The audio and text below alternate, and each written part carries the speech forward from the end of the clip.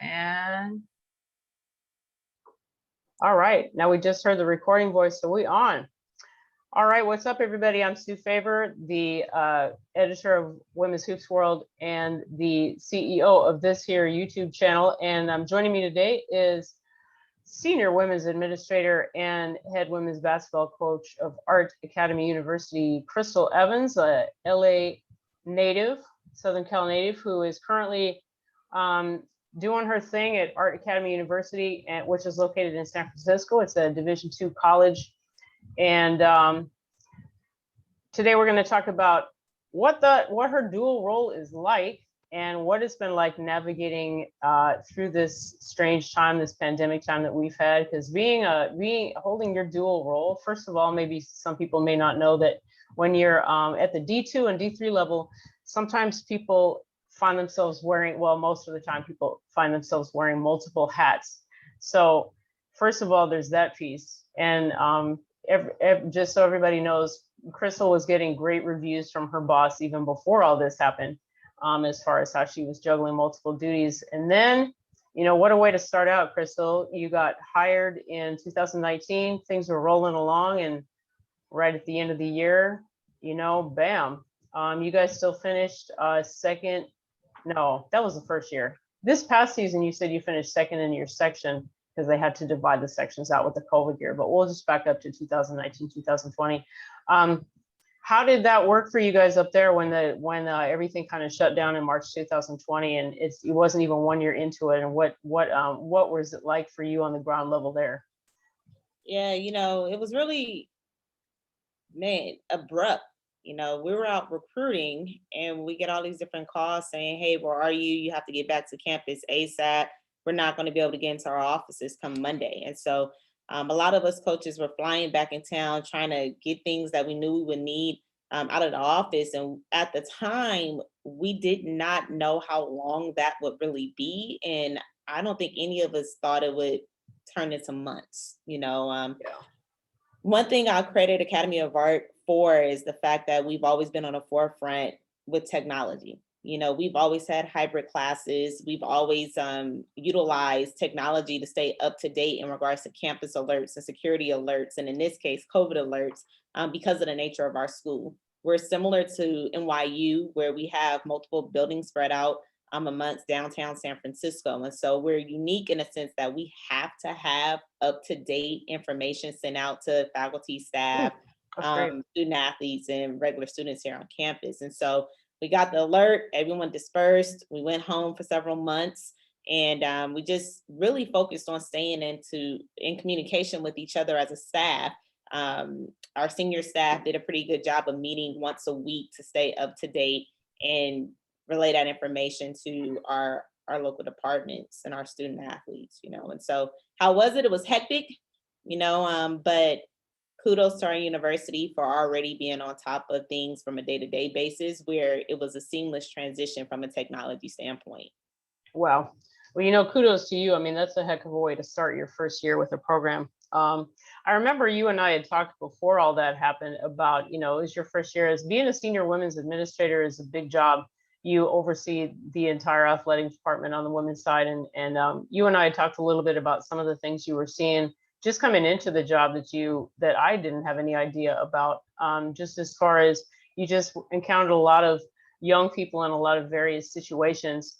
And, you know, maybe, I don't know how much you want to talk about that, but maybe you could kind of address that a little bit about just the diversity of the athlete experience that probably every coach and every administrator sees at every college. And then how are you guys, how are you and your staff able to continue to support them even when you were virtual? Absolutely. You know, the senior woman administrator role is one that is misperceived in a sense. You know, a lot of people assume that you oversee only female student athletes or female staff. We're not the senior women administrator where we're only looking after women. We're the senior woman administrator where it's literally just a role in a sense of giving a female perspective to any issue that come across the athletic department. My boss, Brad Jones, our athletic director here, he had a vision in the sense of taking ownership of that role in whatever void is needed in our department.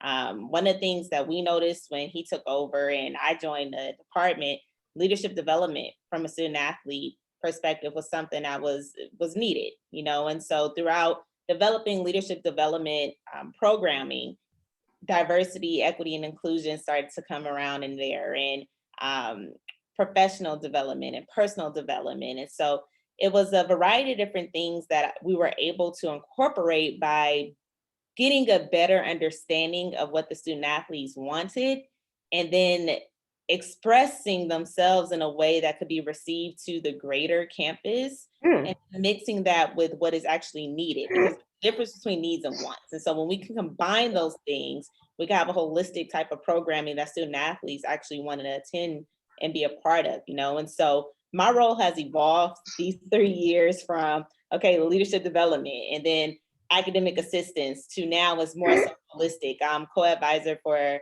well, now I'm the actual advisor for SAC. Last year I was co-advisor for our student athlete advisory committee, and being able to incorporate a lot of the feedback we heard from student athletes, whether it was mental health, whether it was identity, whether it's, you know, I want to be a student athlete, but an athlete activist as well. You know, we're able to bring in different people who can help them hone those skills and professionalize their talents, while also incorporating things they may not think of right now, just without that life experience that you and I have at this point, you know. Wow, that's very forward thinking of you. So you and your department are really wanting to kind of help them get ready for the future that they may not even know is ahead of them yet in some ways.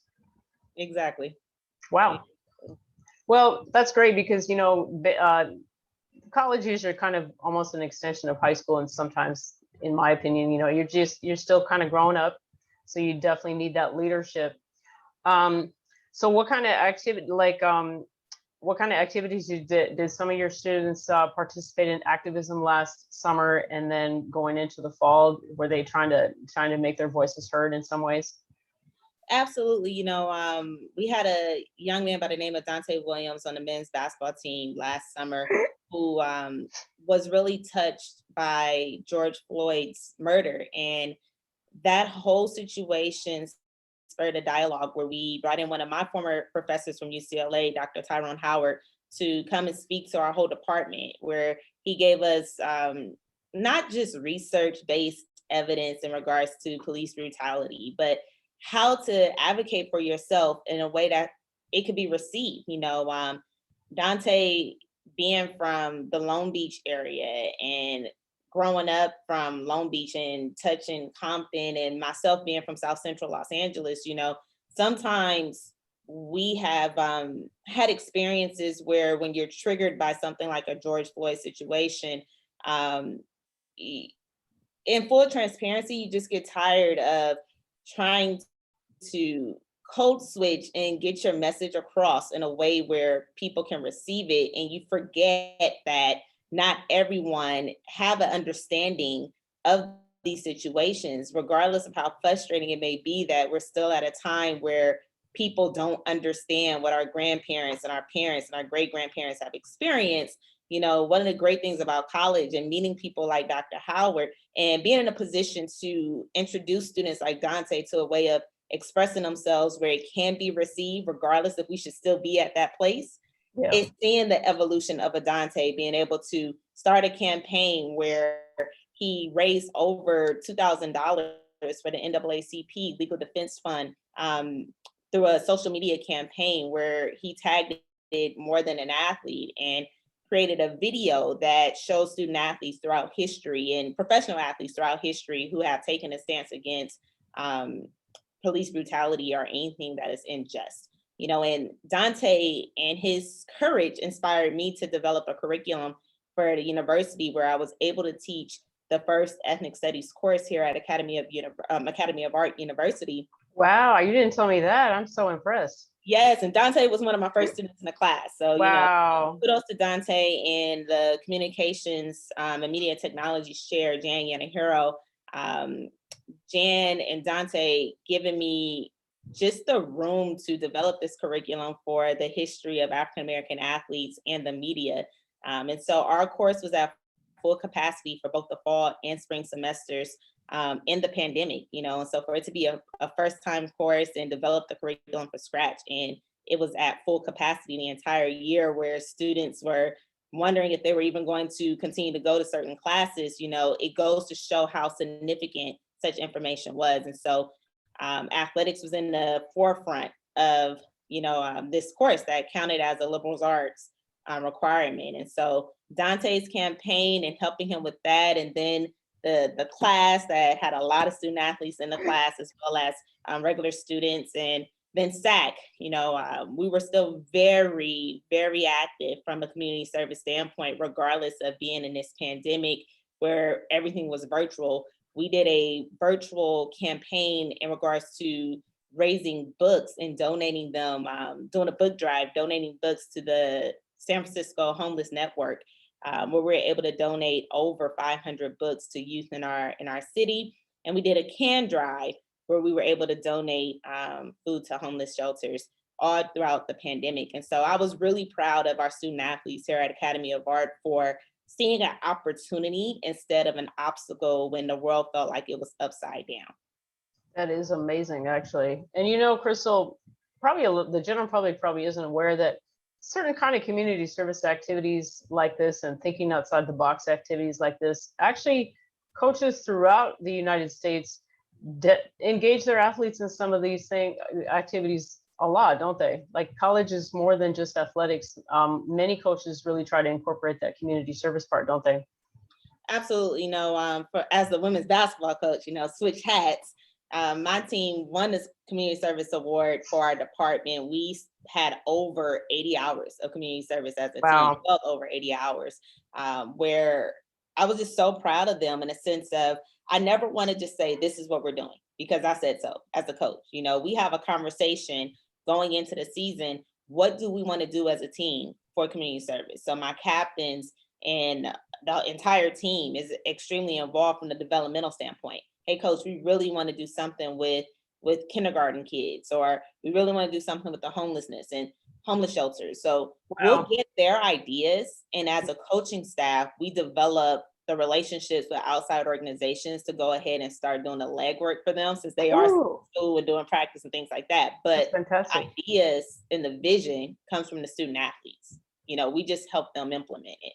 So my team had done a beach cleanup, a book drive outside of SAC. We had our own can drive.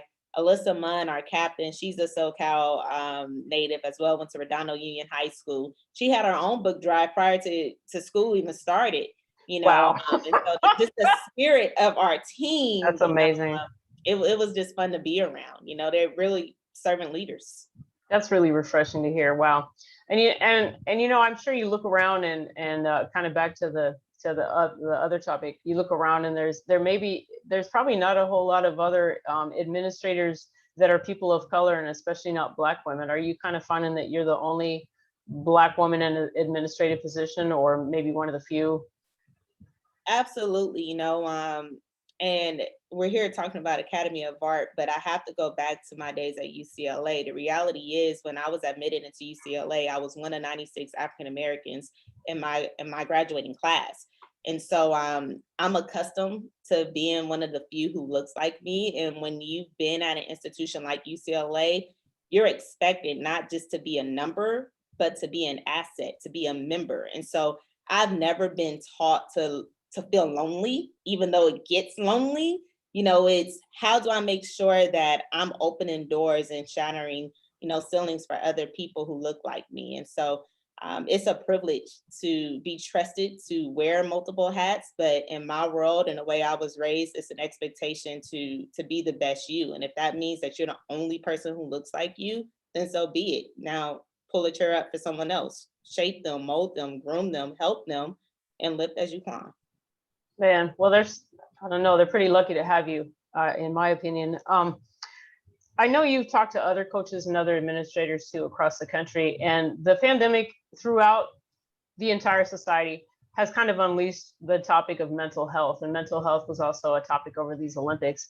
What do you think this generation has kind of helped unearth by their openness to discuss it? What kind of things have you heard from other administrators or coaches as far as what might be coming up across the country with the young people? And why do you think young people are kind of helping to move the needle as far as now we can discuss these issues and we can actually talk about these issues instead of pretending they don't exist? And no, Sue, I have mixed feelings about all of this. You know, it's a complicated situation. And so my initial reaction is the sense of it's always been young people to push the needle. True. Right. True. You know, when we even think about the civil rights movement, it was the SNCC group that helped expedite some of these processes that normally gets overlooked. And so very true, very history true. just repeats itself. Now, when it comes to the mental health aspect and the pace that we're seeing, and the openness that we're seeing, some of that also has to do with the intersectionality of it. A lot of times when things are pushed underneath the rug or it's taboo, it's because it's only impacting a certain group of people who look like me, right? But mental health isn't just touching me, it's hitting our brown brothers and sisters, it's in our white brothers and sisters. And so at this point, without making this all about Black versus white, the reality is when certain topics hit the majority as well, then it hits mainstream a lot faster. Yeah. You know? And so when you combine that it's our youth, as well as not just a minority issue, we're going to start seeing more things come out to the forefront and have more support addressing these things. Yeah, that's a really good point. Maybe it was kind of the perfect storm in a way.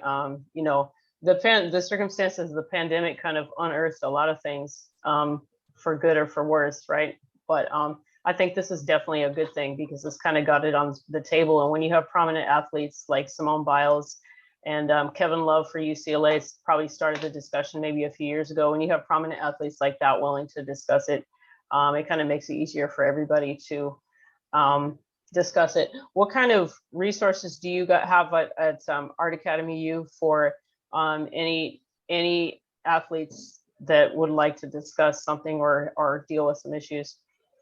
You know, I would say our athletic department, and again, referencing our athletic director and our head athletic trainer, between the two of them, they've done a pretty good job of getting partnerships with local city entities to help us from a mental health standpoint, drafting literature where it's not necessarily best practices, but people you can contact for a variety of things, from suicide to eating disorders to anxiety. You know, mental health it's a spectrum of different things. It's not just one versus the other. And so we have a sheet of contacts that you can contact. As a staff, we're trained to know who to contact for certain situations that are above us, where we know right away who to call. Just constant training, but most importantly, relationship building. You know, we don't want mental health or any type of uncomfortable situation to be taboo. You should feel comfortable enough to say, I need you. I'm feeling kind of down today, knowing that I could trust you from a place of purity and it's not judgmental in a sense. And so I credit all of our coaches, head coaches and assistant coaches, for being relationship builders where their student athletes feel comfortable enough to express when they need help, and being humble enough to say, hey, I'm not even comfortable building that type of relationship, but I trust such and such on such and such sports team to send my student athletes to. You know, Okay. I love that about our department. I have a close relationship with the track and field coach where he would send his students to me all the time. We crack jokes like, that's my work husband, I'm his work wife, where our student athletes look at us that way too. Like, we can go to Coach Kev. We're not talking. Those are the best relationships, man, for real. But it helps in a sense to make these uncomfortable situations and topics feel more natural to talk to. It's like talking to your mom, dad, brother, sister. I'm the cool auntie. Oh, that's funny. I'm usually the cool auntie too. No, that's good though. You know what? Relationships, that really, and the comfort level, that really is the key to well, that's basically the springboard into opening the doors for the discussion. So, well, and then as we go into this fall, I mean, there's still kind of a lot of uncertainty. We've never been here before. What would you say as a administrator to athletes going into the fall? Do you have any takeaways, any words of advice as they go into the fall on any front, you know, physical, mental, safety, anything like that? It's all of it, you know. You are you. Be the best you. That's simple. I keep the same thing every year. Be the best you. Who am I to tell you that there's only one way to skin a cat? We all know that's not true, And so the best advice I can give any student athlete at any institution going into their fall quarter or fall semester is to go in there 110% committed to being the best you. And if you are committed to being the best you, that means you're committed to hearing the constructive criticism you need. You're committed to accepting that pat on the back, but while still staying humble enough to know there's more work to get done. You're committed to staying hungry, knowing that, even if you thought it was good, good is never enough, and at the same time, you're committed to living up to your commitment, honoring your commitment to what it means to be a student athlete, whether that's community service, staying eligible, not just being mediocre. You want C's get degrees, go ahead and strive for that extra B. Being that extraordinary person you are that earned you the right to have that tag as a student athlete. Be the best you. You know what? When I edit this, I'm gonna have to run it back, as they say, and play what you just said back about 3-4 times, because that's some very good advice. Yes, gotta stay grinding, and even the top players in the world, or the top athletes in the world, they still gotta go to practice tomorrow. So. It's the same for us coaches, right? Yeah. Sometimes we forget how we got here, but sometimes we need to remind ourselves who we are. And it's not from an egotistical standpoint or a cocky standpoint. That's from a place of humility. What you were doing to get here, that got you here. Now you got to commit to trusting that process to be an even better you, to be a better coach, to be a better administrator, to be a better student athlete. Just getting here wasn't enough, but you got here. So you can't get too down or you can't get too high. Just to keep it even keel. No, yeah, no, I couldn't agree more. There's always room for improvement, no matter what your age. Personally, I had to learn a whole lot about technology this year that I hadn't planned on learning. And I jumped in. I'm not an expert by any means, but I'm always willing to learn. So I heard that loud and clear. Just like they say, don't get too high and don't get too low, right? That's it. That's it. Some of these cliches, they're all based in truth, though. That don't get too high and don't get too low is a big one. So, Krystle, your athletes and your coworkers are lucky to have you, and I really hope that you have the best season possible. We'll be keeping our eyes on you and at our Academy U. Thank you so much for joining us. Oh, I appreciate you always, Sue. I was telling another coach, I'm like, you know what? Sue Favor has been with me since my View Park days as an assistant coach, and so anytime Sue calls, I answer. Oh, you're so nice. Well, yeah, I'm pretty loyal. Once I'm with you, man, you can't shake me. I'm like paint, baby. I'm just sticking. Thanks again, my friend. Have a good one, Sue. Stay safe. All right, you too. Bye.